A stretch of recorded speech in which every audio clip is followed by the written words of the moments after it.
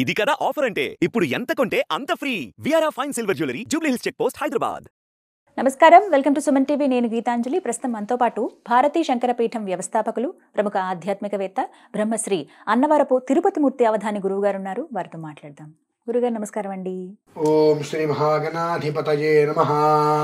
షష్టగ్రహ కూటమి ప్రభావాలు చాలా ఉన్నాయని వీటి గురించి వీడియో చేశామండి, ఆల్రెడీ తెలుసుకున్నారు అందరూ. అయితే వ్యక్తిగతంగా మాట్లాడుకుంటే ద్వాదశ రాశుల్లో జన్మించిన వారిపైన ఈ షష్టగ్రహ కూటమి ప్రభావం ఉంటుందా? ఉంటే గనక ఏ ఏ రాశుల వారికి ఎలా ఉండబోతోంది? ఆపాతాళనభస్థలాంత భువన బ్రహ్మాండమా విస్ఫురః జ్యోతిస్ఫాటికలింగమౌళి విలసత్ పూర్ణేందువాంతామృతైః అస్తోకాప్లుతలోకమీశమనిశం రుద్రానువాకాంజపన్ ధియాయేన్నీప్సితసిద్ధయే ధృతిపదం విప్రోభిషించేచ్చివం. ఎవరిని భయపెట్టాలని కాదమ్మా, షష్ఠగ్రహ కూటమి ఇది చాలా అరుదుగా వస్తూ ఉంటుంది. ఇంతకుముందు ఈ షష్ఠగ్రహ కూటమి వలన చాలామందికి ముద్దులు వచ్చినాయి. ముద్దులమ్మా, చాలామందికి మర్చిపోలేనటువంటి పేరు షష్ఠగ్రహ కూటమి. మనకు 2019 డిసెంబర్లో వచ్చిందమ్మా. తత్ అనుసంధానంగా అంతకు మించిన స్థాయిలో మార్చి 29 మొన్న కూడా మనం 3 రోజుల క్రితం 4 రోజుల క్రితం ఒక వీడియో చేసినప్పుడు కూడా కొంతమంది బాగా తెలిసిన వాళ్ళు, పరిచయస్తులు, అంటే మనకు బాగా తెలిసిన వాళ్ళు, పెద్ద పేరు మోసిన వాళ్ళు చాలా ఇబ్బందులు అగచాట్లు పడక తప్పదు. మనం ఒక వారం నుంచే మనం అవన్నీ కూడా చూడవలసిన పరిస్థితి వస్తుంది అనుకోవడం జరిగింది. రీసెంట్గా కొన్ని కళ్ళ ముందు కనిపిస్తున్నాయి. మార్చి 29 నుండి మొదలు పెట్టుకుంటే మే 31 వరకు కనరానివి, వినరానివి, చూడరానివి మనం చూస్తామమ్మా. అల్లకల్లోలం. ఏ క్షణంలో ఏది ఏం జరుగుతుందో తెలీదు. సముద్రం ఉన్న పొలాన్ని వెనక్కి వెళ్ళినా వెళ్ళొచ్చు, ఎగసి ముందుకు దూకినా దూకవచ్చు. అల్లకల్లోల వాతావరణం అయితే కళ్ళ ముందు కనిపిస్తుంది ఖచ్చితంగా. ఇది ఏ రాశి వారి మీదకి ఉంది అంటే సర్వం ద్వాదశ రాశుల మీదకి ఉంది. ఎందువలన ఉన్నది అంటే ప్రతి మనిషికి కూడా కావాల్సింది పరిపూర్ణంగా గురుబలం. ఆ గురుస్థానమైనటువంటి మీన రాశి ఏదైతే ఉంటుందో దానిలో వస్తున్నాయి. ఇవన్నీ కూడా కలుస్తున్నాయి. కలవటం వలన ఏమవుతుందంటే అండి, మీనము అంటేనే ఎక్కడ ఉంటుంది? అది నీళ్ళల్లో ఉంటుంది. కాబట్టి దాని ప్రభావాలు మనం చూడగలుగుతాం, తప్పదు. అలాగే మనకు సౌరాగ్ని అంటే సూర్యనారాయణ స్వామి వారిని అగ్ని రూపంలో మనం చూస్తాం. 12 సంవత్సరాలలోపు పిల్లలని తల్లిదండ్రులు కాపాడుకోవాలి. 65 సంవత్సరాలు దాటినటువంటి పెద్దవాళ్ళని పిల్లలు కాపాడుకోవాలి. పెట్టలు రాలినట్టు రాళ్ళకి తప్పదమ్మా. దీనికి మూల ఏమిటి అంటే అమ్మా, విశ్వావసునామ సంవత్సరం అని మనకు వస్తుంది యుగాదికి. ప్రభవాది షష్ఠ సంవత్సరాలలో 39వది 39, మిగిలింది ఇంకా 21. ఇది మనకు 39 అనగా అది 13ని సూచిస్తుంది. స్వతహాగా కూడా మన దేశానికి 13 అనేటువంటిది చాలా బ్యాడ్ సంఖ్య. 13 అనేటువంటిది చాలా భయభ్రాంతులకు గురి చేస్తూ చాలా రకాలైనటువంటి దుష్కృతాలు మనకు అందించేటువంటిదిగా బ్లాక్ ఇయర్ లాంటిది కూడా మనకు అది అవ్వచ్చు. అంత ప్రమాదం అనేటువంటిది విశ్వావసు అనేటువంటిది. ఒక మాటగా చెప్పాలంటే విశ్వావసు అంటే విశ్వం మొత్తాన్ని వసుదైక కుటుంబం లాగా నిలబెట్టవచ్చు, మొత్తాన్ని దేనికి దానికి సంబంధం లేకుండా విచ్ఛిన్నం కూడా చేసేటువంటి ప్రమాదం అనేటువంటిది దాంట్లో ఆ 13 అనేటువంటి సంఖ్యలో దాగి ఉన్న కారణము చేత, దానికి తోడు ఈ షష్ఠగ్రహ కూటమి నుంచి మరణాల నుంచి ఉగాది కదండి, అంతకు మించి ఈసారి వచ్చేటువంటి రాజు అత్యంత క్రూరుడు. చాలా అంటే చాలా క్రూరాతి క్రూరంగా ఆలోచించి క్రూరమైనటువంటి వ్యక్తికి సింహాసనం ఇస్తే ఏం చేస్తాడు? క్రూరత్వమే చూపిస్తారు. అది ఇప్పుడు వచ్చే రాజు కూడా, గ్రహాలలో రాజు కూడా అంత క్రూరమైనటువంటి వాడు రాజు అవ్వటం వలన ఎటు చూసినా హింసాత్మక ధోరణి అనేటువంటిది కిమ్మామ్ అని ఎవరు మనం వింటూ ఉంటాం, అదేదో ఉత్తర కొరియా నార్త్ కొరియాలో అటువంటి పాలనగా వస్తుంది అన్నట్టు. అంటే ఇప్పుడు గ్రహాధిపతిగా ఉన్నటువంటి రాజు అంత క్రౌర్యుడండి, చాలా క్రూరమైనటువంటి మనస్తత్వం కలిగిన వాడు. చూడటానికి మాత్రం అబ్బా ఎంత మంచివాడు, అంతటి మంచివాడు ఎవరు ఉండరు, అంత దివ్య తేజ సంపన్నుడు, అంత అందగాడు అంటారు. ఆ మనస్సు ఉంటుంది, క్రూరాతి క్రూరమైన మనస్సు. కొడుకును కూడా నిర్దాక్షిణ్యంగా బయటికి పంపించేసిన వ్యక్తి. అటువంటి వాడు రాజు అవుతున్నాడంటే మరి ఆలోచించుకోండి ఎలా ఉంటుందో. దాని నుంచి మనల్ని మనం కాపాడుకోవడానికే ఈ ప్రయత్నాలమ్మా, అంతకు మించి ఏదో ఏం లేదు ఇందులో. అది విషయం. అయితే మేము దాని నుంచి విముక్తి కలగాలి అంటే ఏమి చేయాలనేటువంటి ప్రయత్నం చేసి 5 లక్షల పంచాక్షరి చేయాలని సంకల్పం చేశామమ్మా. 19వ తారీఖు కల్లా 5 లక్షల పంచాక్షరి పూర్తి కావాలి అని సంకల్పం చేసి మొదలుపెట్టాం. కనీసం 45% తగ్గించగలగాలి అని. అంతమైన తగ్గిందా ఈశ్వరేచ్ఛ, తగ్గించగలగాలి అని చెప్పి. ఎందుకంటే ఇది మొదటి విధానం మే 31 వరకు, ఆ తర్వాత రెండో విధానం ఉందమ్మా మళ్ళీ. అలా అప్పుడే చూస్తాం. దాని నుంచి కనీసం మాత్రం బయటపడాలని ఒక ఉద్దేశంతో 5 లక్షల పంచాక్షరి చేయాలని చెప్పి సంకల్పం చేసి చేస్తున్నాం. ఏంటంటే ఎవరికైనా సమస్య, ఎవరికైనా ఇబ్బందే. నాకు వస్తే ఇబ్బంది, పక్క వాళ్ళకి వస్తే ఇబ్బంది కాదు, లేదా పక్క వాళ్ళకి వస్తేనే ఇబ్బంది, నాకు వస్తే ఇబ్బంది కాదు అంటానికి వీల్లేదు. ఒక పేపర్ని, చక్కటి పేపర్ని ఇలా నలిపి పక్కన పడేస్తే ఎలా అయితే ఉంటుందో మన పరిస్థితులు ఆ స్థితికి అయితే వెళ్ళక తప్పదమ్మా. ఈ ఎండ కారణం చేత అలా వెళ్తూ రోడ్డు మీద పడిపోయిన వాళ్ళు మనం చూస్తాం. అంతటి ప్రభావితం ప్రచండ సూర్యనారాయణ స్వామి వారి యొక్క విలయ తాండవాన్ని మనం చూడక తప్పదు. సర్వేషాం అందరికీ కూడా నేను చెప్పగలిగేది ఏమిటి అంటే, కాల త్రికాలుడు, నేత్ర త్రినేత్రుడు, శూల త్రిశూలుడు ఈశ్వరుడు. ఆయన్ని ఆరాధన ఏ విధంగా చేస్తే వెంటనే ప్రత్యక్షమయ్యి ఈ యొక్క వినాశనాన్ని కూడా విధ్వంసం చేయగలడు, ఆ విధానం చెబుతాను. మండలాంతర్గతం హిరణ్మయం భ్రాజమానవపుషం, మండలాంతర్గతం శుచిస్మితం భ్రాజమానవపుషం, ఛందదీదిమఖండ విగ్రహం చింతయేన్ముని సహస్రసేవితం. మండలాంతర్గతం, మండలం భానుమండలం అంటే సౌరమండలం వేయండి. ఆ సౌరమండలంలో శివుణ్ణి పెట్టండి, లేదా కైలాస మండలం, మండల మధ్య శివుణ్ణి ఉంచాలి. మండలాంతర్గతం, మండలం మధ్యలో ఈశ్వరుడు ఉండాలి. హిరణ్మయం భ్రాజమానవపుషం, ఎలా ఉన్నాడు ఆ శివుడు? చక్కటి బంగారపు కాంతులతో అలా కూర్చొని చక్కగా భ్రాజమానవపుషం తేజస్సుతోటి కూర్చుని ఉన్నాడు ఈశ్వరుడు ఆ మండలంలో. శుచిస్మితం ఛందదీదిమఖండ విగ్రహం, శుచిస్మితంగా అనగా చక్కగా ఆ మండలంలో కూర్చొని నవ్వుతున్నాడు ఆయన. ఎలా నవ్వుతున్నాడు? ప్రళయ భయానక భయభత్సం అనేటువంటిది జరుగుతూ ప్రతి ఒక్కటి గాలికి వచ్చి ఎగిరిపోతున్నాయి. ఆ ఎగిరిపోతుంటే అలా చిన్మయంగా ఉండిపోయాడు ఆయన అక్కడ. ఆ చిన్మయ రూపాన్ని చూసినటువంటి వందలాది వేలాది లక్షలాది ఋషులందరూ కూడా, మునులు, చింతయేన్ముని, ఇంత జరుగుతుంటే ఎలాంటి చింత లేకుండా, మనకి ఇంత చింత పడుతున్నాం, ఆయన ఎలాంటి చింత లేకుండా అలా నిశ్చలంగా కూర్చున్నాడు శివుడు. కనుక శంకరస్య చరితా కథామృతం నీలకంఠ తవ పాదసేవనం, ఆ పాదాల్ని పట్టుకున్నామా మనకు కూడా ఆ శుచిస్మితం వచ్చేస్తుంది. మనకు కూడా ఆ శుచిస్మితం వచ్చేస్తుంది, ఏదైనా రాని మన కంచి కథనం అనేటువంటి స్థితిలో ఆ ఈశ్వరుని ఆరాధన చేయాలమ్మా. ప్రతి ఒక్కరూ ఆ విధానాన్ని అనుసరించి ఆరాధన చేయడం అనేటువంటిది సకల శ్రేయోదాయకం. ఇకపోతే రెండో విషయం,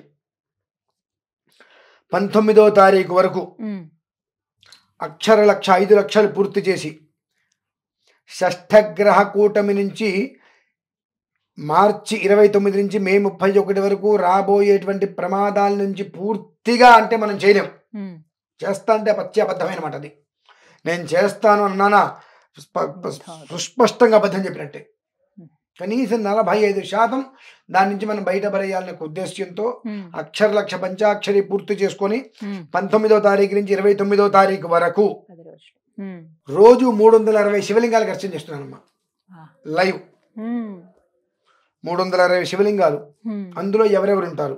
360 శివలింగాలు అంటే ఏముందండి, అన్ని శివలింగాలు తీసుకొస్తారు పెడతారు. ఏంటి ప్రాధాన్యత ఏంటి? 360 శివలింగాలు. ఓకే, అందులో అష్టదిక్పాలకులు ఉంటారమ్మా. ప్రప్రథమంగానే అష్టదిక్పాలకులను ఆవాహన చేస్తాం. అష్టదిక్పాలకులు అంటే 8 మంది. అష్టదిక్పాలకులు అయిపోగానే త్రిశూలేశ్వరులు ఉంటారమ్మా. బ్రహ్మ విష్ణు మహేశ్వరులు, వాళ్ళు 24 మంది ఉంటారు.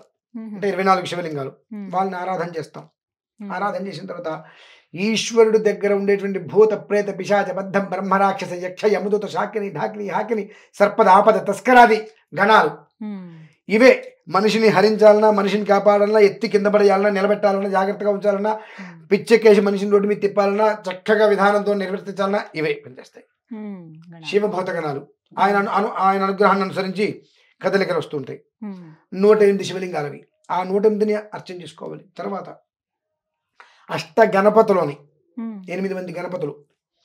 తర్వాత భవాది పృథ్వీమూర్తులు 8 మంది వారు అయిన తర్వాత సద్యోజాదాది పంచబ్రహ్మణ సద్యోజాత వామదేవ అఘోర తత్పురుష ఈశాన పంచబ్రహ్మణంగా 25 శివలింగాలు. వాళ్ళని ఆరాధన చేయాలి. ఆరాధన చేసిన పిదప అనంతరం ఏకాదశ రుద్రులు ఉంటారమ్మా. 11 మంది. వీళ్ళని ఆరాధన చేసుకోవాలి. ఏకాదశ రుద్ర ఆరాధన అయిన తర్వాత 6 షట్తారకులు సుబ్రహ్మణ్యేశ్వరుడు, ఆయన ఆరాధన చేయాలి. ఆరాధన చేసిన అనంతరం ఇందాక మనం ఒకటి చెప్పుకున్నాం,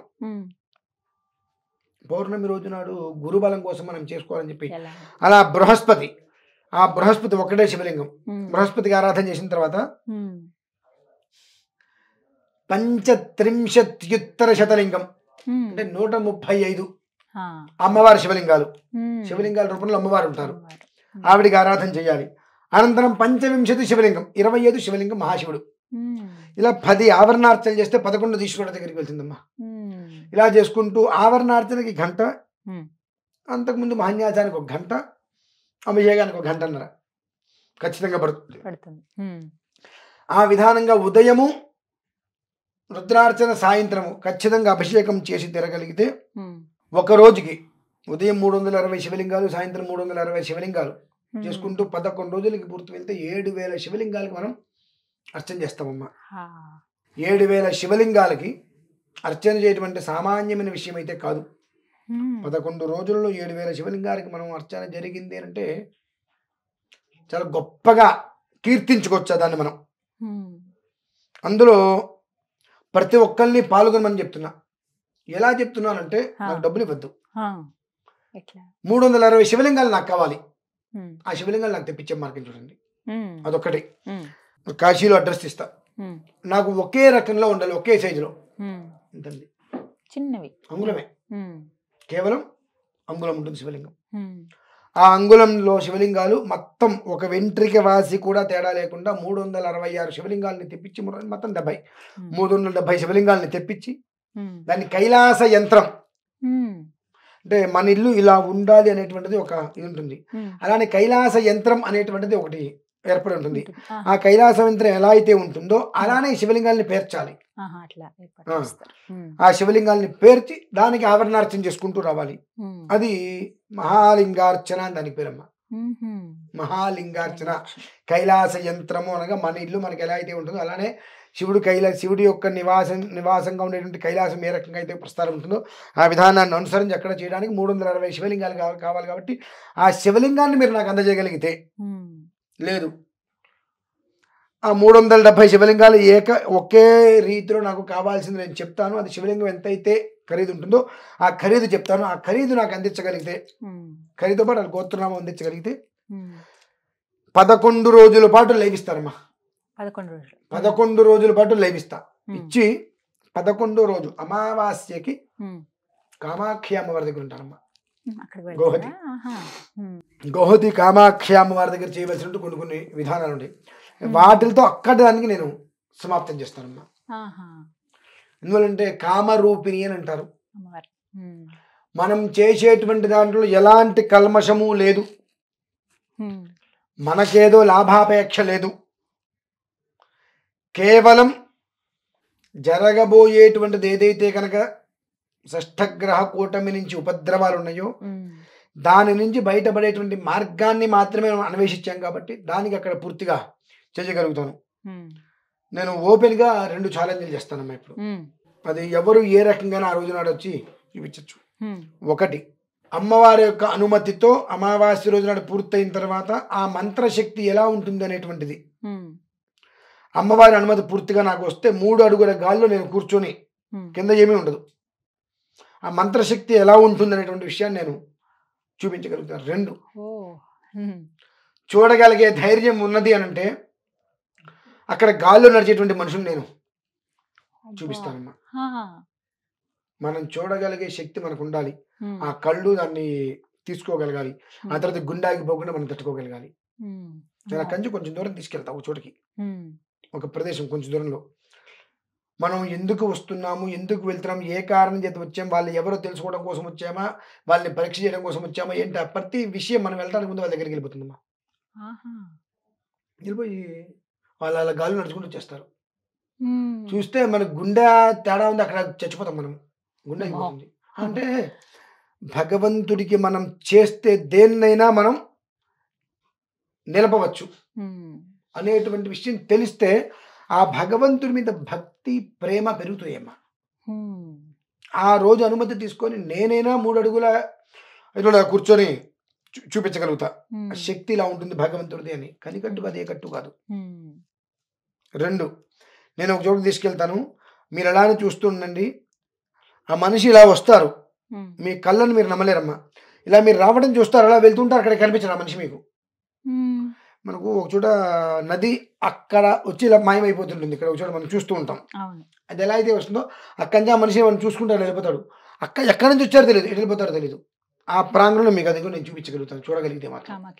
అంతటి శక్తి అమ్మ అక్కడ, సామాన్యమైన శక్తి అయితే కాదు. దానికి కూడా నేను కొన్ని విషయాలు చెప్పవలసింది ఉన్నది. ఆ 2 చేయగలిగితే విశ్వావసు నామ సంవత్సరం వాళ్ళు పట్టిందల బంగారమేనమ్మా. ఆ 2 విషయాలు మీకు ఇంకొక వీడియోలో వివరిస్తా పరిస్థితి. షష్ఠగ్రహ కూటమి అనేక రకాలుగా బంధనాలు తీసుకొచ్చే ప్రమాదాలు విపరీతంగా ఉన్నాయి. భయపడవలసిన అవసరం లేదు. మేమైతే పంచాక్షరి చేస్తున్నాము ఖచ్చితంగా 19వ తారీఖు వరకు. ఆ పంచాక్షరి ప్రభావం 19వ తారీఖు లోపు మీరు వాతావరణంలో మార్పులు చూస్తారమ్మా. ఇవాళ ఆల్రెడీ తారీఖు 6, 19వ తారీఖు వరకు మేము పంచాక్షరి అక్షర 5 లక్షలు పూర్తి చేస్తాం. 5 లక్షలు పూర్తయ్యేలోపు ఆకాశంలో మీరు మా కొన్ని ప్రభావాలు కూడా, వాతావరణ మార్పులు కూడా చూస్తారు ఖచ్చితంగా. అది పూర్తయిన తర్వాత అక్కడి నుంచి 11 రోజులు ఆ విధానంలో అందరికీ అవసరమే, నాకు మీకు అని కదమ్మా. ప్రతి మనిషి జీవితం బాగుండాలి, ఎవరికి ఎలాంటి అనర్థమో అపాయమో జరగకుండా ఉండాలంటే ఎవరింట్లో వాళ్ళు అర్చన చేసుకోవడం, ఎవరింట్లో వాళ్ళు ఈశ్వరుని ధ్యానం చేసుకోవడం. మేము పంచాక్షరి చేస్తున్నాం. అలానే ఈ వీడియో విని చేద్దాం అనుకున్న వాళ్ళు ఓం నమ శివాయ రోజు ఎంత చేయగలిగితే అంత చేసుకుంటూ ఆ పుణ్యాన్ని వృద్ధి చేసుకుంటూ 5 లక్షలు మేము చేస్తే అందరు కలిసి ఇంకా చేశారనుకోండి, 5 కోట్లు అయితే అంతకన్నా కావాల్సింది లేదు. 80% ఈ దరిద్రం నుంచి మనం బయటపడతాం, సందేహమే లేదు.